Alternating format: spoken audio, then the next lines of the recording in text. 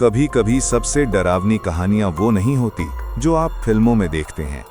वो होती हैं जो कोई आपको देर रात धीरे से सुनाता है। ऐसी कहानी जो आपको सोने से पहले दरवाजा 2 बार चेक करने पर मजबूर कर दे। जो कहानी मैं आपको बताने जा रहा हूं, वो मुझे कुछ साल पहले सुनाई गई थी, एक ऐसे आदमी के द्वारा जिसने कसम खाई थी कि वो उस जगह पर दोबारा कभी नहीं जाएगा। उसने मुझे ये कहानी कांपते हुए हाथों के साथ सुनाई थी और उसकी आंखें ऐसी लग रही थीं जैसे उन्होंने कुछ ऐसा देखा हो जो किसी इंसान को कभी नहीं देखना चाहिए। और आज भी मैं अब तक सोचता हूँ कि जो उसने मुझे बताया, क्या वो सच में सिर्फ एक कहानी थी या एक चेतावनी। ये घटना एक शांत से कस्बे में हुई थी जो एक जंगल के किनारे बसा हुआ था। एक ऐसी जगह जहां रातें आम जगहों से ज्यादा अंधेरी लगती थीं और सन्नाटा कुछ ज्यादा ही भारी महसूस होता था। उस कस्बे का नाम था रेवनपोर्ट। बहुत कम लोग इस जगह के बारे में जानते हैं। ये उन कस्बों में से एक है जहां से आप लंबी रोड ट्रिप के दौरान बस गुजर जाते हैं और वहां से निकलते ही उसे भूल जाते हैं। लेकिन जो लोग वहां रहते हैं वो कभी उस घर को नहीं भूलते। कस्बे के बिल्कुल आखिरी छोर पर एक पुराना घर खड़ा है, ऊंचे ऊंचे पेड़ों के पीछे छिपा हुआ और एक जंग लगे लोहे के गेट के पीछे जिसे सालों से किसी ने नहीं खोला। स्थानीय लोग उसे कहते हैं द वेटिंग हाउस, क्योंकि उनके अनुसार वो घर बस चुपचाप खड़ा नहीं रहता, वो इंतजार करता है। किसका, ये किसी को नहीं पता। कोई नहीं जानता कि वो घर आखिर कितना पुराना है। कुछ लोग कहते हैं कि वो लगभग 100 साल पहले बनाया गया था। दूसरे कहते हैं कि वो घर तो उस समय से वहां था जब ये कस्बा भी नहीं बना था। लेकिन हर कोई एक बात पर सहमत है, जो भी उस घर में एक रात बिताता है वो कभी पहले जैसा वापस नहीं आता। कुछ लोग अगली सुबह निकल तो जाते हैं, लेकिन वो कभी नहीं बताते कि अंदर क्या हुआ। और कुछ लोग, खैर, वो कभी बाहर ही नहीं आते।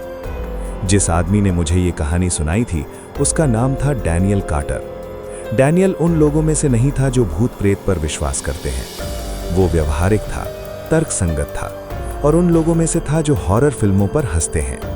लेकिन सब कुछ बदल गया उस रात जब उसने और उसके दोस्तों ने तय किया कि वो साबित करेंगे कि ये घर सिर्फ एक मिथक है। ये सब वैसे ही शुरू हुआ जैसे ज्यादातर खराब फैसले शुरू होते हैं, एक मजाक से। डैनियल और उसके 3 दोस्त हाईवे के पास एक छोटे से डाइनर में बैठे हुए थे। रात काफी हो चुकी थी, लगभग आधी रात, और बाहर बारिश लगातार तेज होती जा रही थी। किसी ने उस घर का जिक्र कर दिया और हमेशा की तरह कहानियां शुरू हो गईं। कोने वाली मेज पर बैठा एक बूढ़ा आदमी उनकी तरफ झुककर धीरे से बोला, उस जगह से दूर रहो। डैनियल हंस पड़ा। क्यों? क्या वहां कोई भूत हमारा इंतजार कर रहा है? वो बूढ़ा आदमी मुस्कुराया नहीं। उसने बस एक अजीब सी बात कही, भूत इंतजार नहीं करते, कुछ और करता है। कुछ पल के लिए कोई कुछ नहीं बोला। फिर डैनियल का दोस्त मार्क आंखें घुमाते हुए बोला, अरे यार, वो बस एक खाली पड़ा हुआ घर है। और उसी पल वो विचार पैदा हुआ, वे वहां जाएंगे, पूरी रात वहां बिताएंगे और साबित करेंगे कि ये सारी डरावनी कहानियां सिर्फ अंधविश्वास हैं। 4 दोस्त, एक खाली घर, एक लंबी रात। कम से कम उन्हें ऐसा लगा था। रात के लगभग 1:30 बजे उनकी कार जंग लगे लोहे के गेट के सामने आकर रुकी।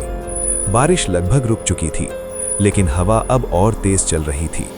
आसपास का जंगल एक अजीब सी फुसफुसाहट जैसी आवाज कर रहा था। डैनियल को वो पल आज साफ याद है, क्योंकि वही पहला पल था जब उसे कुछ महसूस हुआ जिसे वो समझ नहीं पाया। वो डर नहीं था, अभी नहीं, वो कुछ और था। ऐसा एहसास कि कोई पहले से ही उन्हें देख रहा है और उन्होंने अभी तक घर में कदम भी नहीं रखा था। मार्क ने गेट को धक्का देकर खोला। उसकी तेज चीखती हुई आवाज जंगल में गूंज उठी जैसे कोई चेतावनी हो, और अचानक पूरा जंगल शांत हो गया। न हवा, न कीड़े मकोड़े, कुछ भी नहीं, बस सन्नाटा। डैनियल ने कहा कि वो सन्नाटा गलत सा लग रहा था, जैसे रात खुद सांस रोके खड़ी हो। घर टूटी हुई पत्थर की पगडंडी के आखिर में खड़ा था, अंधेरा, ऊंचा और अजीब तरह से समय से अछूता। खिड़कियां काली थीं, टूटी हुई नहीं, बस काली, जैसे घर के अंदर का अंधेरा बाहर की रात से भी ज्यादा गहरा हो। मार्क ने मजाक में कहा, अब भी लगता है कि यह भूतिया है। डैनियल ने जवाब नहीं दिया, क्योंकि उसी पल उसने कुछ अजीब देखा। खिड़कियों में से एक धीरे धीरे बंद हो रही थी, लेकिन उनमें से किसी ने उसे छुआ भी नहीं था। और उसी पल डैनियल को एक भयानक बात समझ में आई। वो घर खाली नहीं था।